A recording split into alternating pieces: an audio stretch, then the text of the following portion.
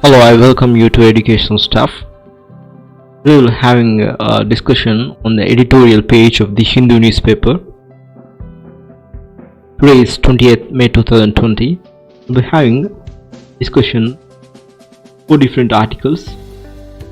The first article which throws some light on athletes, the opening of stadiums and athletes. An article regarding Chinese diplomacy. The third article regarding the recent terrorist attack on Kashmir. The fourth article regarding Israel's rival faction for the unity of power. This picture resembles the present scenario of the world. As the lockdown curves are decreasing day by day, the coronavirus is increasing. This is the first article which is saying athletes are obsessed with the moment. Being static isn't a part of their DNA, and while the coronavirus pandemic forced people indoors, lockdown became a grim reality. Sportspersons struggle with a new normal.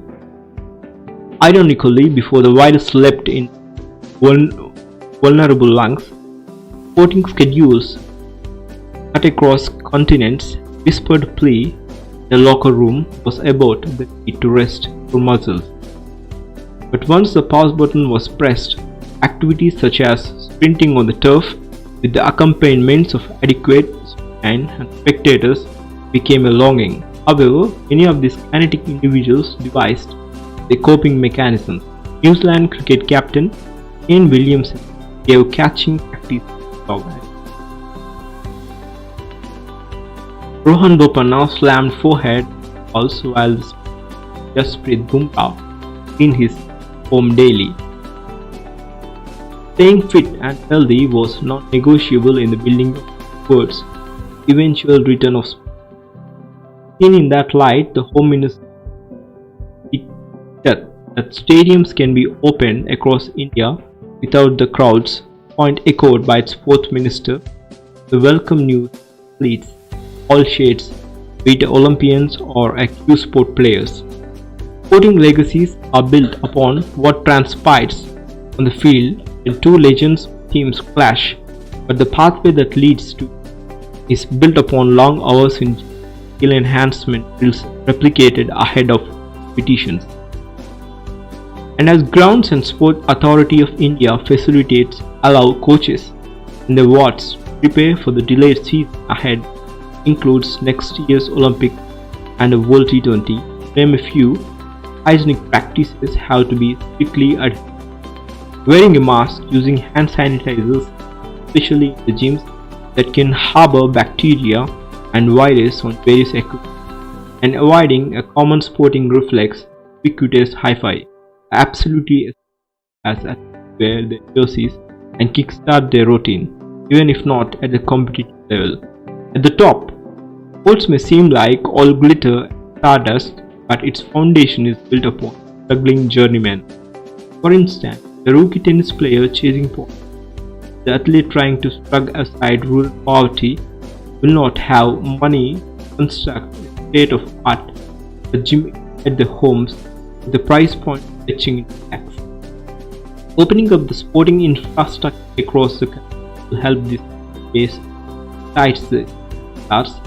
Quite start made even sport in away.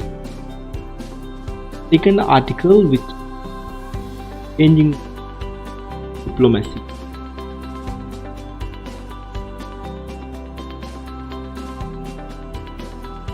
Focus upon unilateralism and one-size-fits all approach have replaced Zohu and Deng. Zohu Enlai and Deng strategy, persuasion and one size fits is suitable for also. US President Theodore Roosevelt believed that if you speak softly and carry a big stick, you will go far. Half a century later, many thousands of miles away, another man practiced it half centuries later 1,000 miles away. Another man practiced it. His name is Zoho Enlai. As you, when General Douglas' armies crossed North Korea, Zoho summoned Indian ambassador in Beijing to deliver a message to Americans. If US troops cross the 30th parallel, we will intervene. The manner of his delivery was subtle as its meaning was blunt. Zoho could have thrown down the gauntlet in public, but to give diplomacy. When, however, the US, regardless of Chinese concern, crossed the 30th parallel, the Chinese attacked and brought the world British power to standstill. The Vietnam were winning against the French, the First Indochina War, and Americans were preparing to intervene, fearing that another domino would fall to communism. Chinese self-interest lay in ending this war while denying the US a foothold in its backyard. Zoho's strategy was to undermine Western. A few years later, in 1954, the Chinese made their entry onto the world stage in Geneva. At the start of the conference, US Secretary of State John Foster Dulles had pronounced that Chinese communism regime will not come to Geneva. The 1980s and 1990s were the high noon of Chinese diplomacy. All roads led to Beijing. US President George Bush and Russian leader Mikhail made their way to Forbidden City. They normalized relations, settled borders, and won hearts and minds through general financial help.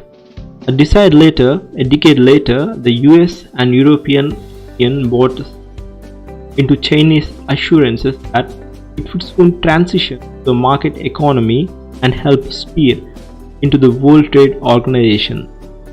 China became a member of the World Trade Organization on 11th December 2001 after the agreement of Ministerial Conference. The admission of China to WTO was preceded by a lengthy progress of negotiations and required significant changes to Chinese economy. The changing nature of Chinese diplomacy again curtailed unilateralism, one size fits. This article, Pakistan as both terror and perpetrator and victim, perpetrator causing harm. The recent encounter at Handwara in northern Kashmir, where Indian security forces terrorists left 5 security persons, including a colonel, dead. This has once again brought to the fore the terrorist threat emanating from Pakistan.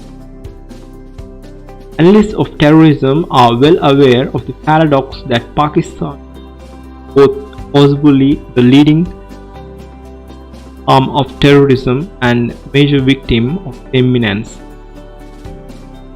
Warfare with the neighbors. This contradiction can be traced to deliberate policy of Pakistan to create a foster terrorist group in order to engage in low-intensity warfare with its neighbors. Pakistan first operationalized this strategy in regard to Afghanistan, following the overthrow of Zahid Shah by his cousin Daud Khan in 1970. Intensified it with the cooperation of US and Saudi Arabia after the Marquis Code in 1978. But all the terrorist group acted in this way. Lashkar-e-Taiba LET, the group involved in the latest terrorist encounter in Handwara, is a classic example of loyalist terrorist organization that has played by the rules set by Pakistani military. It only launches attacks on targets outside Pakistan, primarily in India. As evidence in the case of Mumbai carnage of 2008 clearly indicates, LET operations are coordinated with the Indian Service Intelligence that provides it with intelligence and logistical support in addition to identifying specific targets. Why LET and its friend organizations have continued to receive military's patronage and unchanging support.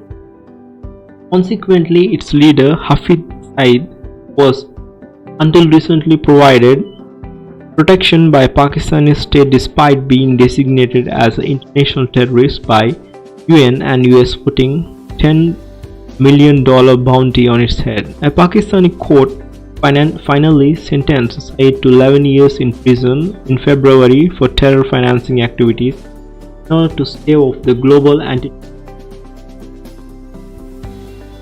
At the other hand, at the end of this good-bad spectrum lies the Tehrik-e-Taliban Pakistan, which had ideological affinity with the Afghan Taliban. The TTPs and its affiliates have fought pitched battles with Pakistan in the federally administered tribal areas. Leading Pakistani watcher Christine Fair, in a book Fighting to the End, the Pakistan Army's Way of War, explains that difference between LET and JME lies in the fact that while the former is more pragmatic, less ideological, the latter is highly ideological and sectarian. JEM draws its ideological inspirations from a very extreme form of Deobadian that considered all those who do not believe in its philosophy beyond the pale of Islam and therefore legitimate targets of attack. This narrative makes one thing very clear: many terrorist groups were deliberately created by Pakistani state to serve its purpose. However, its ability to control various terrorist outfits is uneven, and some of them have turned against the creator. It establishes the fact that using terrorist outfit of the state objective is highly risky, whose blowback cannot be predicted and can have very negative consequences for the stability and state itself. That's it for today.